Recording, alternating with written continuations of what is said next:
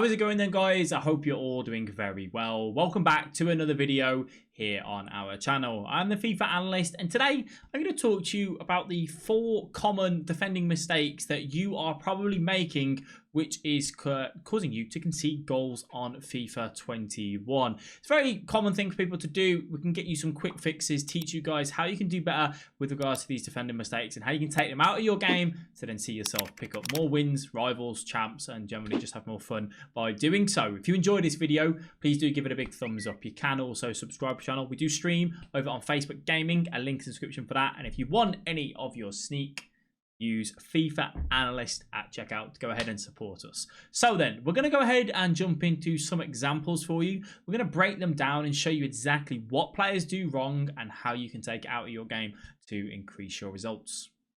So, jumping into the first example, what I want to go ahead and talk to you about is kind of predicting where the opponent goes and how people constantly try to think about the opponent is going to do this skill move, it's going to go this way. They might do a fake shot stop into a lack of getter and predicting the exit that they do go. Now, you can see here in this particular example, the opponent has tried to predict the fake shot and has tried to go through and tackle me during that fake shot animation. He was originally here and he's gone through me like that. Now, the fake shot is a bit of a glitch this year. It's very easy to break through someone. But the problem that you've got for this opponent now is that if he gets that wrong by trying to step in, although he's tried to read the play, which is a good thing to do, he has also now left himself open. I don't mind you trying to predict and be a little bit more aggressive when you have cover, when you have someone there. So let's say, for example, if that was with a midfielder and you still had the defensive line here, that wouldn't have been so much of an issue. Now, when you are at a higher level and you understand what skill moves work and when they work, predicting is obviously a very good way to win the ball back. But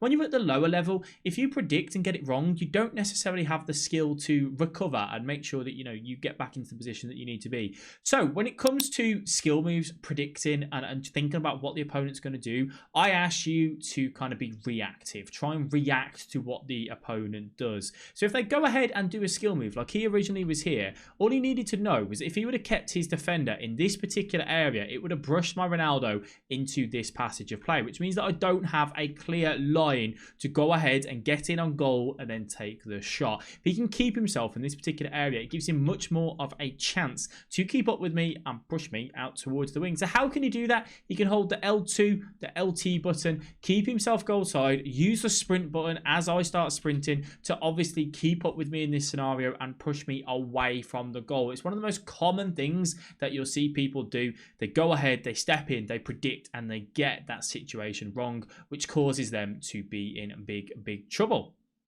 The next thing that I want to talk to you about is pressing the tackle button. Now, the opponent switches to his defender here and keeps up with the Mbappe. The most common thing that attackers are going to look for when they get into this area of the pitch is like a fake shot into there to then sweat it across, or a fake shot stop to then go ahead and try and get the defender to overshoot. Now, he does a good job here. I do the fake shot stop. So he lets go of the sprint button and he keeps his Koundé directly with me, which is brilliant. Now, he's in a great scenario here.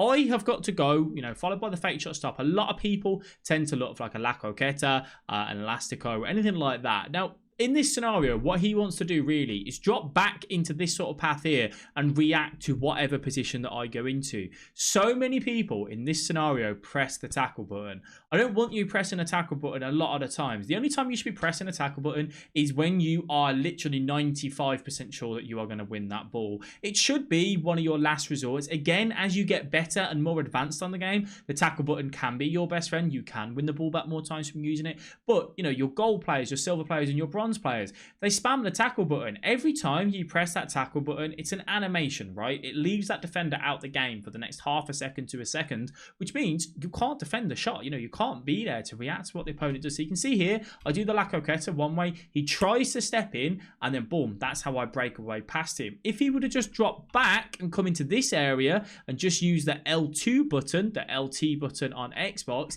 he then may have been able to just step in and take the ball off me. So one thing to definitely take into account when it comes to that. Moving on to the next scenario, it's a very common one. It's where people move players out of position. So I always want to talk about the defensive shape, right? I talk about this so many times. Everyone on the pitch has like an area that they are covering. The right back covers this area, the centre back covers that area, the other centre back covers that area, and the left back over there. And then your CMs, your CDMs, whatever it may be, your right attacking mid will cover the area just behind me as well. Instead, in this scenario, he pulls the right back out slightly, which is then just going to give me that angle to get that cross in. If he didn't pull him up so much, he would have been a little bit closer, which meant that that cross might not have been as an easy option for me. Always assess situations, right? Take a look at your defensive line and try and make sure your defensive line looks pretty solid. So it looks solid there, but he just moved the player out of position, which kind of gave him that scenario. Now you can see this here, right? At the minute, that's a healthy back line. You can't see the other centre back behind my head, but that is a healthy back four position. I really, really like how that looks. Do not drag any players out of that back four line. If you go ahead and select this centre back and push him up to here, then there's a massive gap in behind for the opponent to run into. So watch what he does here with a right back. He dawdles, he pulls him up slightly. He realises he's made the mistake because now he's trying to backtrack with him, but by that point, it's too late. The attackers in the game, they're so easy to tap the L1, the LB button. When they lay that ball off, send him on a run in behind, and that is a very, very easy attacking pattern to get in. What you need to do in this scenario is stick with your defender, pull him back yourself, and then switch to the man closest to the ball and put that pressure on the ball holder. If you do that, the person more than likely won't play it down the line because you've given yourself the advantage. But that's what we look for. We then get in, and now he's playing catch up. And look at this. The right back, nowhere to be seen. The centre back has to come over. Now look at the back four. It's that, to that, to that. And then the left back you can't see, but he's literally just there behind the map. That is not a healthy back four line. Really, the right back should have been here. The centre back should be there. The other centre back should be there. And the left back should be there. And then hopefully the CDM should be in that scenario, in that little situation there. Now we get into a great position. Defensive line is all over the shop. Now I'm in a great position for me to try going ahead and put the ball in the back of the net. What should you be doing here? Coming across, holding that L2 button, trying to get that block in.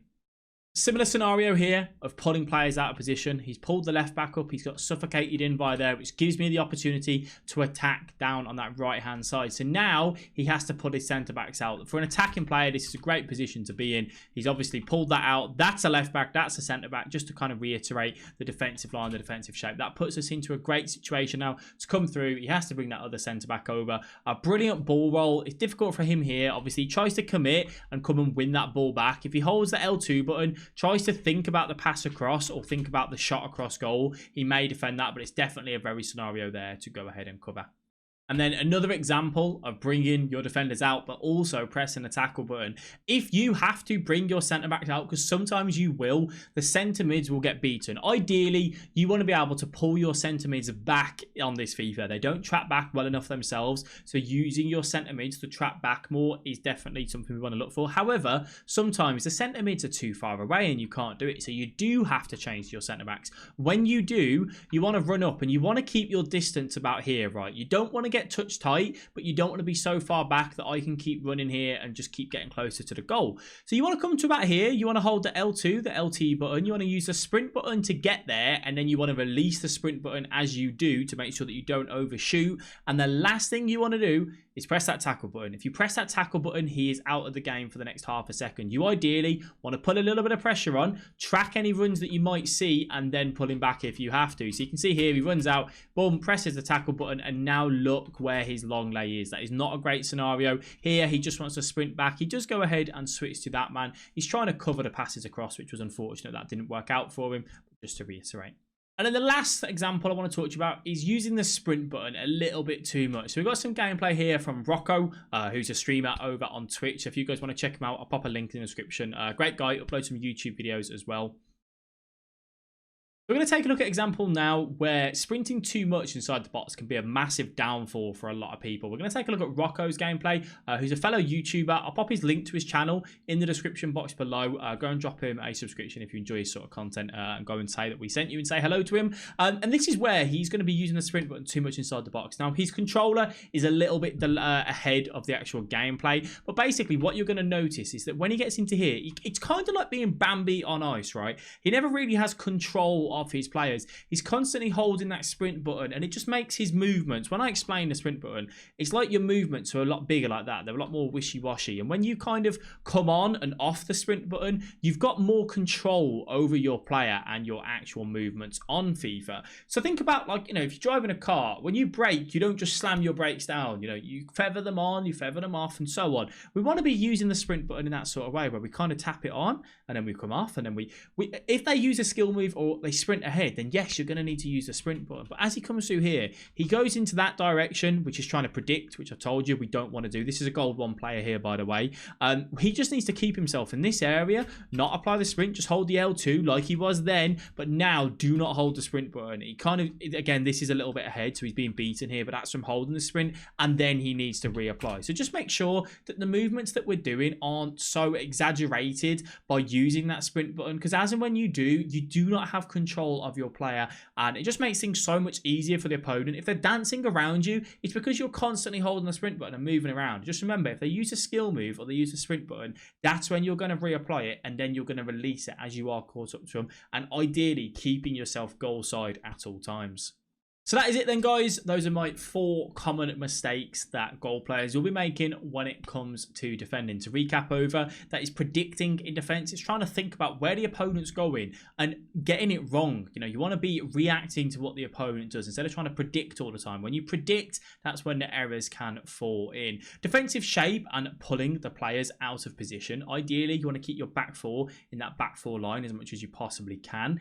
Sprinting too much, make sure that you're not holding the sprint button too much inside the box. Outside the box, you can use it a lot more because you want to cover that ground and cover those passes to the strikers as quick as you can. But inside the box, you want your movements to be small and precise to make sure that you're not overshooting on the opponent. And then the last thing is the tackle button. We want to stay away from that. That should be a last resort. If you're 95% sure that you're going to win the ball, that's when you go ahead and use that tackle button.